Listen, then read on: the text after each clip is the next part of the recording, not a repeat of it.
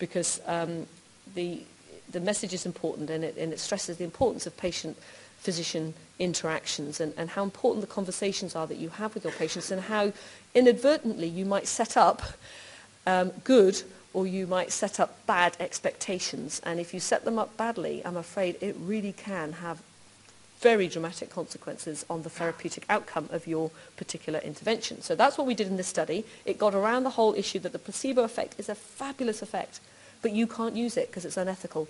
But in the placebo manipulation, you're just manipulating expectations. That's all you're doing. But that's what you guys do every time you talk to your patients. Okay, so what we did in this experiment with the anaesthetist is we did an IV line of remifentanil. We just didn't tell them when we started and stopped. So we're burning them, we're imaging the brain, we start the infusion, we don't tell them, hidden. We go in and do the big act and tell them starting it now, so we drive positive expectations. They think, oh goody, the anaesthetists go with the white coats and do all the blood pressure checks and everything else, all very medical, and the subjects are all great. And then they go in and pretend that we're stopping the infusion and do the big act, and we're not, because they're still on it. But so therefore, yes, we've got positive expectation here, negative expectation here. Does it make any difference to the therapeutic outcome of that IV dose of remifentanil? Well, it makes a dramatic difference. Baseline ratings are here. This is the raw hidden pharmacodynamic effect of 0.8 nanograms of remifentanil. You get 1 point analgesia.